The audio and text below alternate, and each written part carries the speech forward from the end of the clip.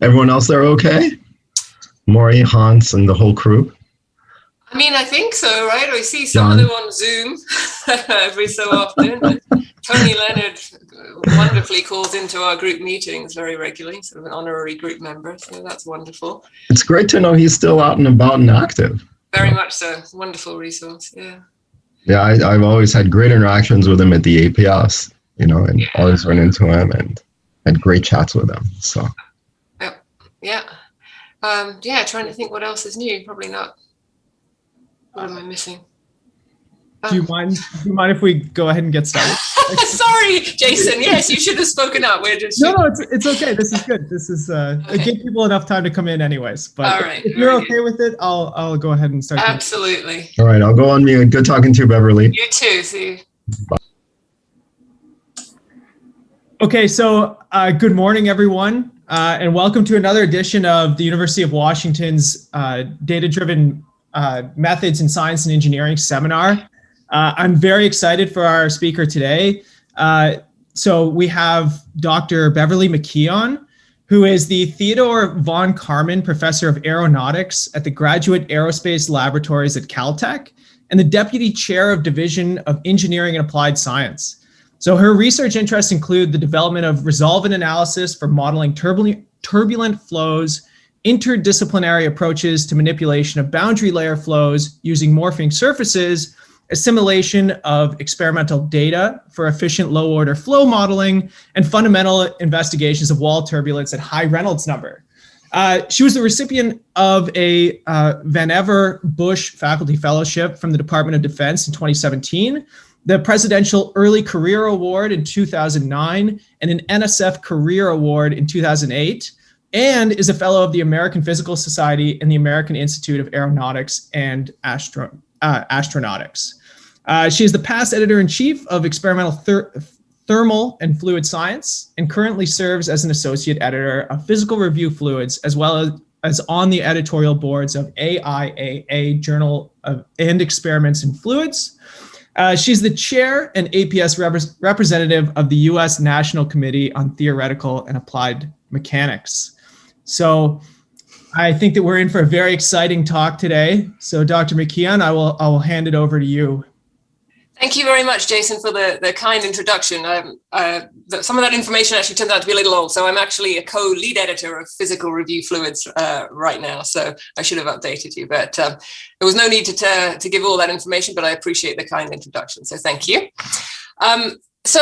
And thank you also for the invitation to speak. So this is a really wonderful series bringing together a great array of topics and speakers. And so it's very nice to be able to speak here and to represent wall turbulence. So I was saying to the organizer at the beginning, I'm going to sort of subvert this a little bit and be very specific with what I mean by data in terms of data-driven. The title here is What's in a Mean, and I'll define what I mean by that. And we're working towards nonlinear models of wall turbulence.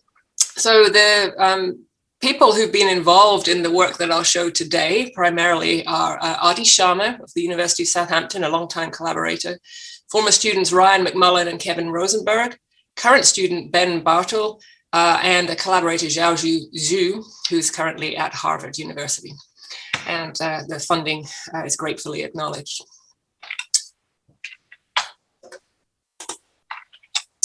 So why are we interested in turbulent flow? In a series like this, I want to just spend just a little bit of time talking about why we might be interested in modeling turbulence. And ultimately, a goal is to control. So control flow to shape the future. There's sort of all sorts of terribly punny titles I could have here, turbulence in turbulent times and all those sorts of things. But another student in the group put together this little box at the top here from a My Climate website when we went to a meeting, in the before times, we went to a meeting in the UK, the Turbulence and Shear Flow Phenomena Symposium. And so that particular trip, LA to London, contributed 3 tons. 3.3 tons per person of carbon dioxide. Pre-pandemic, the average was something like 16 tons per person, and just above half that actually in Europe. If you're traveling on a commercial aircraft, something like 50% of the fuel burned is due to drag from turbulence. So that is to say, if the flow were not turbulence, there would be much less fuel burned. And so we can sort of join the dots in terms of fuel use and pollution. Now, what's going on if we look at this goodness, I can see this laser pointer is doing something funny to my screen. I'll take that off. If we look on the wing, say, or even on the fuselage of a commercial aircraft, and we look very close to the surface, in the region, the boundary layer between where the flow travels with the velocity of the aircraft and where it adjusts to the velocity of the quiescent air around, or the wind speed around the aircraft, there's a lot of activity. And so for aircraft of this scale, the boundary layer is turbulent for a good portion of wing and fuselage. And we'll spend a little more time with some of the details that you can see down here in this bottom panel. That's a representation from a turbulence simulation, just showing some of the structure, turbulent structure or coherent vorticity that you see in a turbulent boundary layer. So just flipping back to that, hopefully in this bottom panel, you can see that there's activity on a range of scales. And so let's just set the scene here a little bit in terms of that range of scales. So if we move from left to right in terms of Reynolds number, so this non-dimensional number that incorporates the velocity and the length scale and the kinematic viscosity. So if we increase Reynolds number, so for an aircraft at a constant altitude, you'd be increasing speed. Everything I'm going to talk about today is at 0 Mach number, incompressible flow, but the tools can be used for different conditions. So if we increase the Reynolds number, we go through a transition from laminar to turbulent. It's not a point in many flows, certainly not in the flows that I'm looking at. It's a sort of region of Reynolds number where the fluctuation level becomes much higher. There's a turbulent dissipation of energy, and there's an explosion of scales in the flow. So as we go left to right, as we increase Reynolds number, this is a wind tunnel facility in one of my labs, sadly idle right now because of the pandemic. Further out here is a pressurized pipe flow facility. That's actually me as a graduate student in the middle there. This is the super pipe at Princeton. And in terms of the overlap, you can see that that's just about touching to a transcontinental natural gas pipeline. It's close to commercial aircraft or an oil tanker. Then far out to the right in terms of the highest terrestrial Reynolds number would be, say, the atmospheric surface layer. And you can use that as a proxy for a very high Reynolds number boundary layer during near neutral thermal conditions, so the transition from stable to unstable flow. So this is a typical range for the laboratory. Our simulation techniques reach up into the regime that we can access for simple flows in the laboratory, in my laboratory, and certainly not quite up to the more specialized flows. Excuse me. But if you want to get higher than that, you need to have some kind of modeling in place. And so one of those techniques is large eddy simulation, which resolves the large eddies and models the small ones. And we could continue down the sequence here to say Ram's equations, Reynolds average Navier-Stokes simulations, which have more modeling and less resolution. In fact, only the mean temporal average is simulated. So why this gap? Well, if we look at the range of scales that's observed in a wind tunnel, in fact, this wind tunnel, a flat plate experiment there, we'll find that the longest coherent structure, so the longest region that we need to be able to capture in any observation of the flow or simulation is something like 2 basketballs in length. The thickness of the boundary layer, that region of adjustment from the surface of the wing to the quiescent air, or in this case from the flat plate at 0 velocity to a wind flow, a wind speed over the top, is something like the diameter of a golf ball. And the smallest scale that you need to resolve is about the diameter of a red blood cell. So that's not quite to scale, but that's a reasonably generic wind tunnel facility. If we look now at what used to be the longest oil tanker in the world, the largest oil tanker in this picture, I mean, picture a generic big oil tanker. If you stand that on its end, It's about the height of the Empire State Building. This long coherence, the two basketball length, is about the height of a three-story building. The boundary layer thickness at the end of the boat, of the ship, is about the height of me, 5'10", reaching up as high as I can. And the smaller scale then is a fraction of the diameter of a human hair. So the difference between the largest and the smallest scales with Reynolds number in a very unfavorable way. So hopefully this motivates needing to do some kind of modeling, and also motivates the fact that there will be big data associated with some of these flows, but that it's hard to obtain that given the complexity of some of these engineering flows. So what I want to focus on today is, given all these types of data that I'll run through in a minute, how far can we get with sort of the minimal data input? So here's a schematic of a flow over a flat plate, a turbulent flow. And if I were to visualize this is from the work of Gad el-Haq. So this is a laser-induced fluorescence. So the yellowy orange part is sort of the edge of the boundary layer, the yellowy orange is contained within the boundary layer, and the black is a free stream over the top. You can see that there's a very complicated edge or shape to this, that if I were to have a position a probe out here, then it would intermittently sample turbulence and non-turbulent fluid as this convected downstream. This is a schematic representation of what the temporal average of the streamwise velocity would look like at a given station. And so the reason to compare and contrast those two is that the mean profile is smooth, continuous, and it is definitely an average representation of something much more complex. So we're going to work with the information that's bound up in the mean and see which of these other pieces of data, observations, can be modeled using information contained in the mean. So in these images here, you can see both another visualization with bubbles, hydrogen bubbles. This is a particle image velocimetry field in the streamwise wall normal plane. Here is one in the wall parallel plane, and these are the sort of two basketball length coherent structures in the streamwise sense. And then this is the full simulation. So this is a direct numerical simulation, visualizing here connected vorticity. So something related to the velocity gradient tensor that identifies structure that has vorticity and is connected in a spatial sense. So all of these things could contribute to our observations. And we have many of these in the community. I wanted to just recap quickly a subset of approaches, or data-driven approaches first, to modeling this flow, or these types of flow. There's a very large literature on these data-driven representations and modeling for applied to fluid flows and turbulent flows in particular.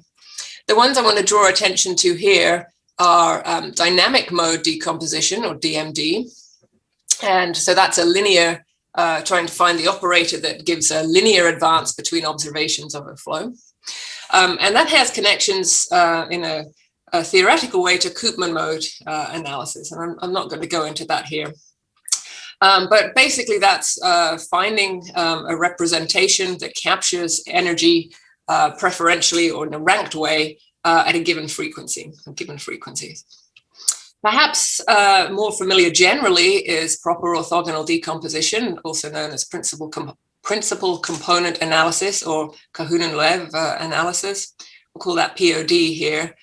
And so that again is looking at the energy in the flow and trying to decompose that into a basis that optimally represents the energy in the flow, gives you a spatial representation with time varying coefficients. That was originally conceived by or applied in the fluids world by Lumley. And to some degree, the implementation has been limited by the types of data we've been able to obtain for many years. the spatiotemporal part of that was hard to do. Recent work by the group of Colonius at Caltech, so Town et al., actually implemented this in a spectral way, so spectral POD or SPOD. And that allows you then to get a spatial mode that oscillates at a single frequency. So here's a little comparison of POD modes on the left. This is flow over this particular body that you see here with this shape in gray. So here are the dominant and the secondary modes from POD and also from DMD. So there's some similarities and some differences. There's an increasing focus, and that's what I'm going to draw on here, on equation-driven approaches.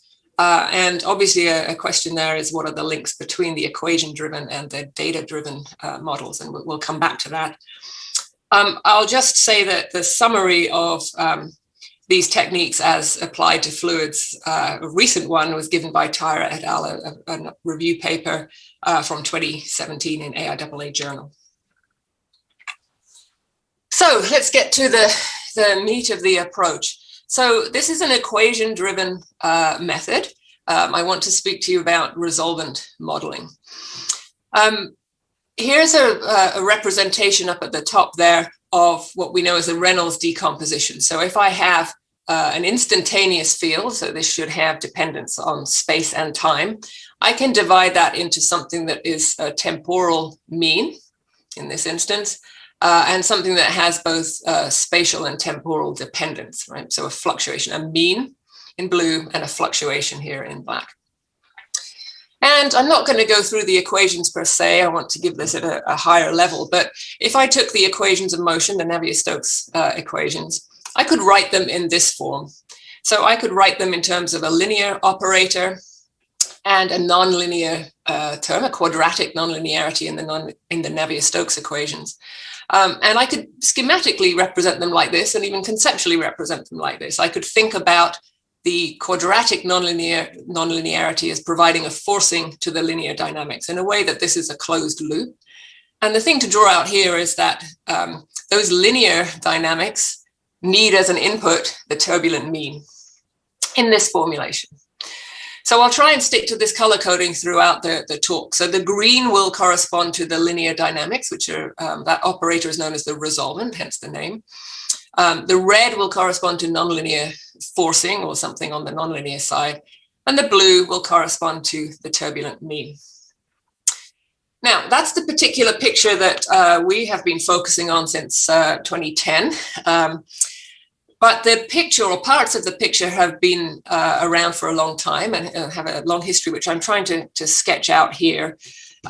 This is sort of the historical piece. There's a lot of ongoing work now, and I just will not be able to reference all of that.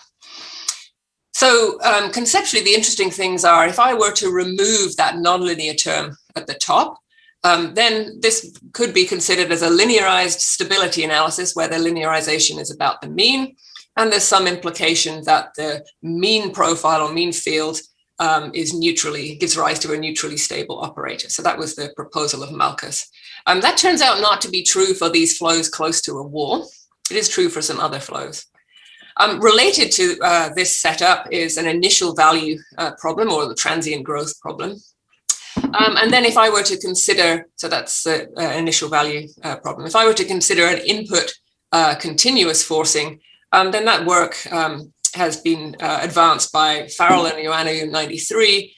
Jovanovic and Baumier really set the foundation for thinking about this transfer function approach, this input-output idea. So if I have an input F, how do I maximize the output associated with that input? And then our work has closed this loop, if you like, put back the nonlinear forcing to say, let's not try and work out what gives us the largest output, but let's see if we can't close this somehow using what we know to be the forcing. A lot of subsequent work that develops on this, trying to shape the right-hand side, this forcing term here. And there's a very nice review paper on these input-output techniques from Mihailo Jovanovic in the annual review of fluid mechanics last year. I'm going to develop the approach that we laid out in McKeon and Sharma in 2010. And so if we actually write the Navier-Stokes equations in this transfer function form, the green part here, once we have Fourier transformed in homogeneous direction, so here let's consider a channel flow, so we can Fourier transform in the streamwise and the spanwise directions and in time. So I'll parameterize by this bold K. So the green part then is that for every K, we can write the response U in terms of the resolvent acting on the forcing.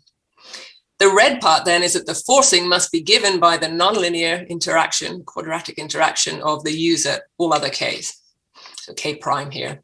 And if you put those together, here's the full expression of this setup, full expression of the Navier-Stokes, so no modeling in there per se. Haven't got rid of the closure problem, we've just reformulated it in a particular way. Now, how do we sort of connect with these ideas of getting the most energetic or the most amplified modes in a basis? Very similar to the concept behind POD or even DMD.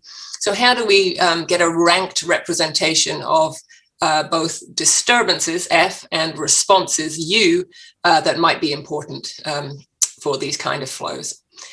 And so we can do the Schmidt decomposition, the singular value decomposition of the resolvent, H, for a given K. And so that's shown here in the green box. So here, sigma is the singular value, or the gain. The SVD going down in the basis representation is described in terms of J. So sigma at K for the jth version is the jth gain, and these are ranked in the SVD. So the sigma 1 is much higher than sigma 2, or is higher than sigma 2.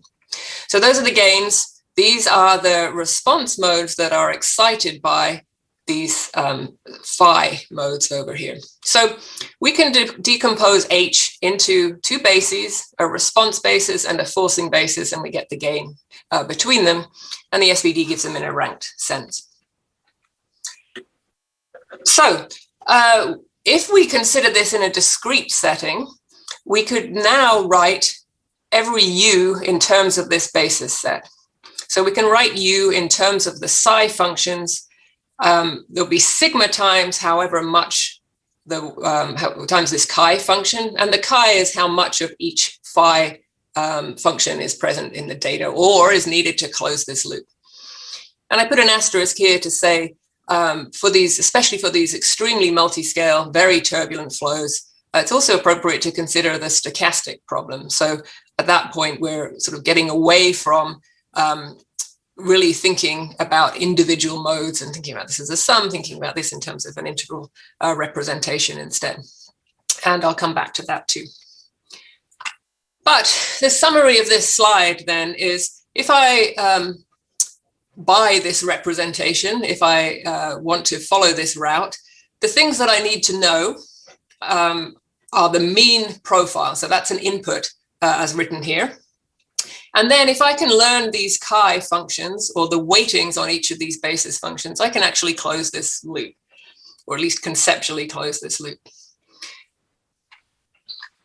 Let me say a little bit about why we might have this particular basis and sort of what's underlying it. So the Navier-Stokes, the linearized Navier-Stokes operator, the resolvent, is a non-normal operator. And so just to recap what that means, here's a couple of very simple examples. So S has this form, P has this form, so we've added in the non-normality here. If I were to look at the spectrum, I would find in both cases I have the eigenspectrum, I have the same eigenvalues. And if you were to perturb these flows, on the top case for S, in all directions, the eigenvalues would move in a proportional way to the disturbance. For the non-normal case, that's not true. And you can get very large disturbances or very large disturbance amplification. And it doesn't necessarily line up with the frequencies associated with the eigenvalues. And so that's an influence of non-normality that was laid out in Trefethen et al. In 1993. So that's underlying this. And what's really interesting here, so this right column is the value of the perturbation that would move the eigenvalue out to the zero axis, so move to neutrally stable. And we see here again that those peaks line up with the eigenvalues. Down here, we see that they don't. So the peak is in blue, is at a different location to where the eigenvalue sits. And this property that we're looking at on the axis, on the real zero axis right here, is the resolvent norm, and also the first singular value, so the maximum amplification that can be obtained for the perturbation of this particular operator. So in the context of what I was saying before, we are looking to find perturbations that move us to this axis right here to give us neutrally stable disturbances or velocity modes, and therefore things that we would expect to observe in a statistically significant way, or in the statistics of a flow, but basically not transient, so not things that decay and not things that exponentially grow. Last thing for this slide is to say that there's, in a technique sense, there's been really significant progress made very recently in computing the resolvent. So that can be, for the one-dimensional case that I started talking about, that's trivial, can be done in MATLAB on a laptop. For the two-dimensional cases or more, actually calculating the resolvent is computationally intensive, but there's some nice work from Ribeiro et al. That for the 2D case uses randomized linear algebra techniques to do that. Okay, so let's just return to this idea of these different modal approaches. And I should have said at the time, I restricted myself to this particular representations because of the connections to the resolvent analysis. Clearly, there are many other nonlinear techniques that could be used for modeling of the dynamics. So this orange box at the bottom is the key piece here. So the data-driven S-pod modes, spectral POD modes, and the resolvent modes can be shown by Town et al., to be identical for uncorrelated or white forcing. So that is to say, if we put no preferential shaping on the forcing or on that nonlinear interaction, then what you get from the equation-driven analysis and what you get from the data-driven analysis, those modes will be identical. So the S-pod modes are optimal in terms of describing the data. The resolvent modes are connected directly to the equations of motion and will be suboptimal in terms of describing the data, but are still useful. So about halfway through, so let me just give you some examples and build up this picture of working from the mean and using different pieces of data to build some model representations of turbulence close to a wall. So the first one is working from the velocity spectrum, or actually 4 velocity spectra in turbulent channel flow. So here's the image I've seen a couple of times of structure in a channel flow. So this is from direct numerical simulations, and we look over this range of Reynolds number. So RE tau is a Reynolds number defined, a typical one defined for wall turbulence. Just to give you a sense, in the atmospheric surface layer, it's something like 10 to the 5. In a large wind tunnel, it's something like 10 to the 4, several 10 to the 4s. So this green one is about the state-of-the-art simulation in terms of the Reynolds number. So Hoyos and Jimenez and Lozano, Duran and Jimenez kindly shared some of these results that I'll show you. So the data that we're going to work with here, a sequence of velocity field time snapshots has been used to obtain the power spectra of the velocity fluctuations. So streamwise, wall normal, and spanwise variances here, and the Reynolds stress, so the cross variance here, the UV, and the bar is the time average. So here are the dimensions for each of those. So the data sets here would be NX by NY by NZ, that's the field, by NT, that's the number of time snapshots. And in terms of the spectra, that reduces to NKX, NKZ times the number of points in Y times the number of velocity components that we're looking at, so that's 4. Our resolvent model will look quite similar, except that we're going to look, so we've got NKX, NKZ, and NY. NC is the number of wave speeds that we'll emit, so that's in the 1D case, that's the frequency divided by the streamwise wave number, that's the convection velocity. And then this N modes refers to how far down the SVD we're going to go, so how many J's we're going to look at. And to give you some sense for the degrees of freedom here, for the DNS data, if you put those numbers in, you have something like 10 to the 13. The model that I'm going to show you is a significant reduction, so like 10 to the 7. And actually, if I look per wave number pair, our model requires 0.01% of the number of degrees of freedom required to construct the field, required in the DNS to represent the field. So why is that? Here are those numbers again, just put up at the top. So let's take a look. So first of all, we're going to reduce the number of Y points. We reduce the number of wave numbers that we take a look at. And the number of, here we are, the number of frequencies. And we use a 6-mode representation here. So why can we do this subsampling? Well, we know observationally that if we look at the mode shapes and we increase the wave speed, or in this instance, it's written as increase the Y critical. Don't need to really introduce that here, that's, but it's related to the convection velocity. You can see that the mode shapes change, but they change in a pretty benign way.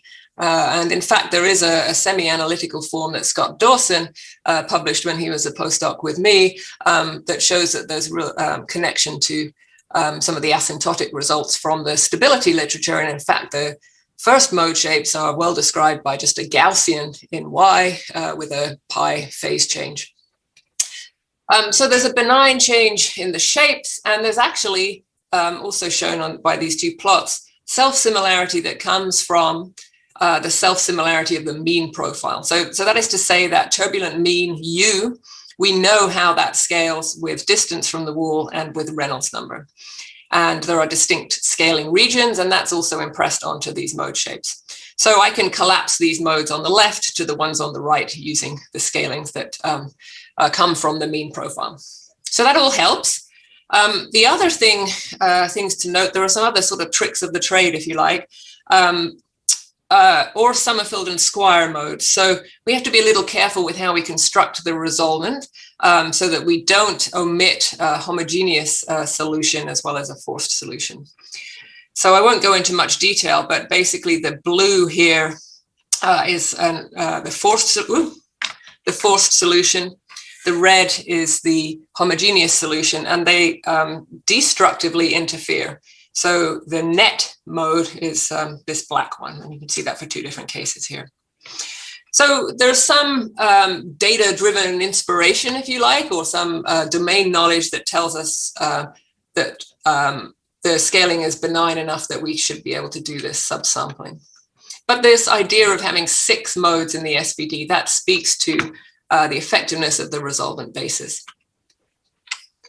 So what do we do? Well, the energy in the spectra, parameterized as a function of Y and as a function of Kx, Kz, and this wave speed, so omega on Kx, we can write that in terms of the real part of the trace of ARX. So the R, in this case, I've expanded it for UU. And so A is all determined from the resolvent. So with knowledge of just the mean, we can determine both the sigmas and the mode shapes. And then in X are the chi's. So this is what we need to find if we want to reconstruct E to represent what we see in the data. So here's the expression of what we actually do in terms of an optimization. So we try to minimize the difference between our resolvent mode representation and the DNS. So to cut to the chase, here is a representation of our first mode. It's a little bit complicated because we're allowed to have interactions between the modes in the SVD. So the J and the J+1th mode can interact for a fixed K. But here's a representation of part of what is in that X matrix, so part of the weights that we determine. And you can see here we've got a clustering up here. This is for the square modes. This is for the Orr-Sommerfeld modes. And we can see now where those sit in terms of the wavelengths in the spanwise and streamwise direction. But let's take a look at marker size proportional to the magnitude. That's right. Let's take a look to see now how well we do with that reconstruction. So on the left, we've got the lines are the DNS result, and the colored isocontours are the results from our resolvent model. We're showing here the streamwise, wall normal, spanwise, and Reynolds stress spectra. So visually, they look very good. If we integrate over here, the two solid lines are the comparison. So the black, again, is the resolvent, and black is the DNS, and the blue is our resolvent model. If we hadn't accounted for this Orr-Sommerfeld mode, square mode separation, our optimization would have given us the dashed line. So you can see why we do that. It helps the performance. So things look pretty good. We trained on, if you like, we learned from those 4 spectra on the previous slide, but how well do we do in terms of things that we didn't, information that we didn't have coming in? So we had no information on the distribution in frequency, and showing here are the other two-dimensional plots. So this is the distribution for a fixed Y, the energy in terms of the frequency and the streamwise wave number. And so you can see that the energy actually sits in the right place. You can see the striations that are to do with us doing the subsampling, but it seems to be very encouraging. And the same is true for the frequency KZ spectrum, which again, we didn't have access to these, so we didn't use these in the optimization that I showed you on the previous slide. We changed Reynolds number here just so that we could get our own statistics of the forcing now. Now it says GV and G eta because we ran the code in velocity vorticity form. But basically this is the spectrum of the forcing reconstructed from our resolvent model, that's in blue, and the lines are the ones that are obtained from our lower Reynolds number DNS. And so once again, you can see that the effect of reducing the number of degrees of freedom is present, but the forcing lives in the right space. So we have the kernel of a representation of what modes are important. And we can learn from that. So here's a representation of the mean profile versus the log of the distance from the wall. And here are the 3 Reynolds numbers that are shown on the right. And there are different regions of collapse. So you can see the 3 lie on top of each other here, very close to the wall. And so that's percolating through the resolvent to show us that the weight of we're looking now at the weight of the Orr-Sommerfeld and the square modes relative to each other. Our similarity scaling tells us that shouldn't be a function of Reynolds number. And indeed, to the left of this dashed, this gray line, so that's corresponding to the location of this gray line, you can see collapse, but more or less, between the different Reynolds numbers. Similarly, if we go out and we look at a velocity deficit, so that's the difference between the highest speed, mean speed in the flow, and the local speed, out here, there's collapse between the Reynolds numbers. Scaling analysis tells us that this ratio of weight should depend on Reynolds number. And in fact, if we look at the unscaled versions, there's sort of a mess. If we look at this scaled version, again, to the left of this gray line, we have collapse between Reynolds numbers. So that is to say that by starting from the mean, doing our data-driven optimization, we now have information about weights on this data basis that we didn't have before, and scaling laws. The last piece to show you here is that between those two gray boxes, there's a region known as the logarithmic region, or the overlap region, or the inertial region. That has a very specific scaling. It leads to a geometric self-similarity, dictates a lot of the behavior actually of turbulent flow close to a wall, or significant dynamics sit there. And in that region, you find that the ratio of these weights should be proportional to this distance from the wall, scaled in viscous units, y plus. And so what we found there that we didn't know before is that this ratio of weights should be linear with y. And in fact, that works for 4 different self-similar hierarchies in this flow. So one can go and plot what those hierarchies look like. And here's a planar and a 3D view. And hopefully you can see that there are some similarities here. I'm not going to go into much detail on that. And you shouldn't take anything from this comparison more than visually things look kind of the same. But we have ways to do that in a more rigorous comparison. So again, the data here, or a limited set of data, starting with the mean and including the spectra, has led us to the weights on our resolvent basis. Okay, shifting gears for just the final few minutes. I want to talk to you about some work that Ben Barthel has been doing in my group, and we're switching to Taylor-Couette flow. So 2 concentric cylinders with a gap between them. So the gap here is the difference between the outer cylinder diameter and the inner cylinder diameter. And in the case that we're going to look at, we'll have the inner cylinder rotating. So of course this is a very, very rich dynamical system, because you can have both inner and outer rotating, you can have them co-rotating or counter-rotating. So it's been studied in a lot of detail.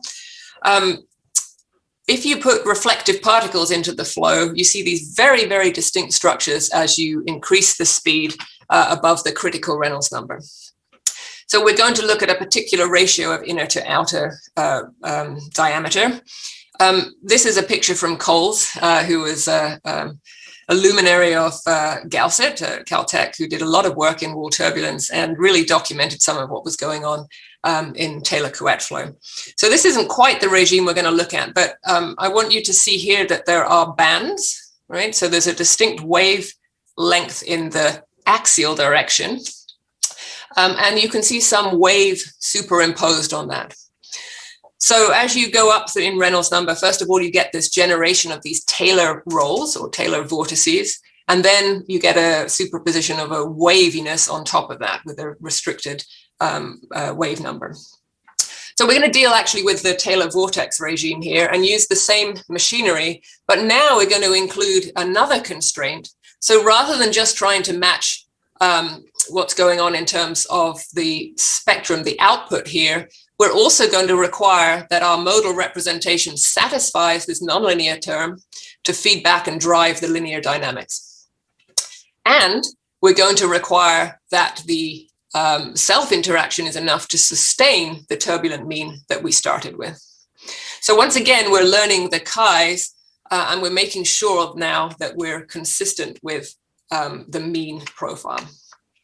So we do that in a similar way. So we're running this as an optimization. So now we want to try to include a constraint that weights quite low, in quite a small way, the idea that we need to have the right forcing to sustain the mean that we started with, but then also make sure that the velocity field that we have over all k is correct to sustain through the nonlinear term that velocity field. So 2 parts. We want to close this loop, and then we also want to make sure that our solution satisfies this turbulent mean. So it turns out that satisfying the mean is sort of a least squares fit, and if you weight that too much, you just get the trivial solution. So you don't need to put a very high weighting on this, but it turns out to be not super sensitive to the value of A. So here's the solution. So this looks probably terrible. There's a lot of information to convey here. For each of the wave numbers, so this is the fundamental. So these are the harmonics of that fundamental. We're showing here in red the sigma j's. So as you go up in the SVD for this mode and the resolvent itself, this is the roll-off of the singular values. And so this is sort of at the heart of why the resolvent approach is effective, and that is that there's a severe roll-off in the singular values. So that is to say that there's a band of disturbances that are amplified, and there's a whole load of modes that are either in the null space or very close. They're just not amplified. On the left-hand side, we have both the chi's and the sigma chi's. So the chi's are the actual weights on the forcing, and the sigma chi is clearly the product of the gain and the forcing. But this is very important because in terms of the roll-off of the blue of the chi's, you can see that there's a couple here that are energetic or large, and then again you roll off very quickly. So in terms of the weights, it doesn't seem like these modes are very important, but of course what actually counts is what you see, I'm sorry, the other way around. This is in the velocity field. But what you actually need to sustain this process, you have to include all of these modes to get this nonlinear closure. And so there's a lot of information on here, but this is the equivalent of our blob plot from the channel in terms of which modes do we retain in our model. Here's the reconstruction of the velocity field for 3 Reynolds numbers. We're looking at u theta, so that's the azimuthal velocity, and then the azimuthal vorticity on the right, model on the top, DNS on the bottom. So visually, hopefully you'll agree that's sort of indistinguishable. Interestingly, if we go back and check what is the agreement between the model and the DNS now, red, blue, and black here are the increasing Reynolds numbers. And the lines and circles are I'll come back to that, primary and forced response, and the squares are the DNS. So over here, everything sits on top of each other. So that's not, I mean, it's good, but it's not so interesting. But over here, there's a distinction between the DNS, the squares, and the overlap of the primary response. So that's the left-hand side of U equals HF. And the circles, that's the nonlinear interaction of all the other modes in the model. So what we find is that we've closed our model, and those things agree, but it's a little bit different from the DNS. And that makes sense because the DNS was performed in a finite domain, as a non-periodic domain. So we actually seem to have found a solution that's not quite what was present in the DNS. And this is a feature of Taylor-Couette flow non-uniqueness of solutions. So that's something that we need to explore some more. But there's a reason basically to see this. And you only see this difference at high K. So this is for K 8 times the fundamental. Quickly, what else can we learn now from the model data, just as we learned about the scaling of the weights from in the channel flow? Here we can look at the nonlinear interaction. So that quadratic term is constrained. If we want to see a response at K1, we need to consider K2 and K3, where K3 is K1 minus K2. So there's a pretty tight constraint here in terms of that nonlinear or resonant interaction. And so I won't have time to go into this very much, but Ben did some really nice work identifying the difference between a lower Reynolds number, but still supercritical Reynolds number, in which a weakly nonlinear analysis is kind of appropriate. So what are we showing here? We're showing which, for this K1, what are the contributions of the different K2 and K3 pairs that could add up to this 4 value. And so over here, you see that we've got 1 interacting with 3, so 1 plus 3 and 2 plus 2. And if we go up to Reynolds number of 400, we now have 2 different branches of this. So telling us we've got to be thinking about both the additive and the difference interactions. So that is to say, if we want to get to 4, we're going to need 5 minus 1 and 3 plus 1. Okay, I won't have time to go into that. Final thing to introduce here, something I'm really excited about. I would love for Benjamin Herman to be able to present this very soon. In fact, he will be at upcoming conferences, and he spoke about it at the APS DFT. So thus far, we've talked about actually implementing, or behind the scenes, we've actually done the operations to determine the resolvent and the singular value decomposition. Benjamin's work here, here's a summary image from it, is focused on determining the resolvent only from data. So without having to do that, construct that operator, the resolvent, and there's an inversion in there that's expensive.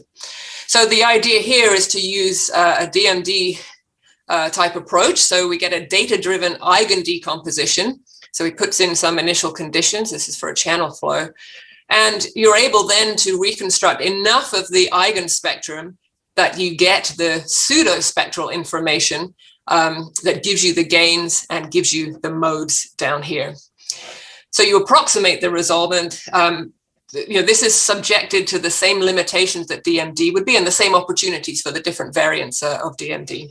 I think the main takeaway here is that the resolvent modes reflect what data you put at input. And so, for example, you can see in all of this column that you get a very different result if you look at a localized impulse than if you look at a distributed input.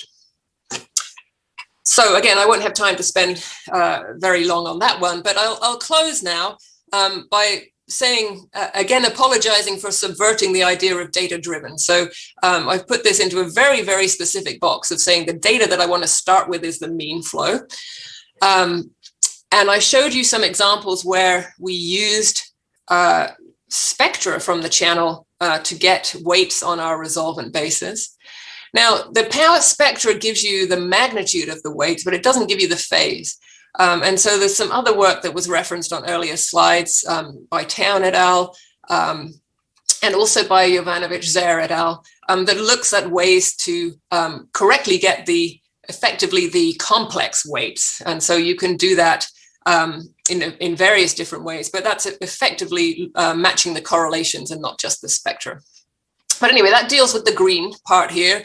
And what I was just talking about deals with sort of all three, right? So we've got, in what I was talking about in Taylor-Coët flow, we had a sanity check to make sure that our solution was consistent with the turbulent mean. We got the linear reconstruction, and that linear reconstruction was consistent with the nonlinear term. So that's the color coding up here. I gave you a hint about the data-driven resolvent. So work ongoing to try to get away from the operator part of this and really get this basis that has a root in the equations of motion from data. And of course, the big picture, we have some work towards this, but at low Reynolds number, was to say, well, what if we don't know the turbulent mean at all? So one can do that from the Rand's equations. One could do that from experimental observations that are assimilated into a mean. But that's really the idea behind what we've been looking at. So data-driven in a very specific way. So with that in mind, I will close. I see 9:55, and I'll be very happy to take any questions.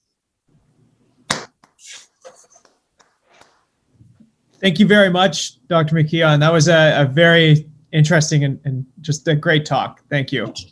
I'll open the floor to questions now. If anybody would like to ask questions, we still have a little bit of time. You can either type them into the chat, or I believe there's the opportunity to unmute yourself as well if you'd like to just ask directly.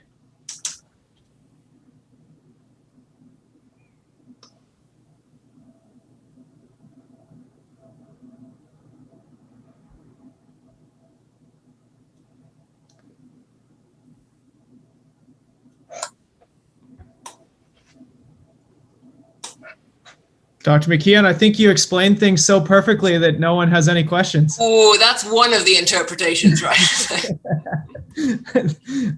Okay, well, I'm happy to hang around a little longer if anyone wants to speak after the fact. But thank you for your attention, and thank you for the opportunity. I really appreciate the chance to speak and to subvert your series. Thank you very much for joining us today. We really appreciate having you on.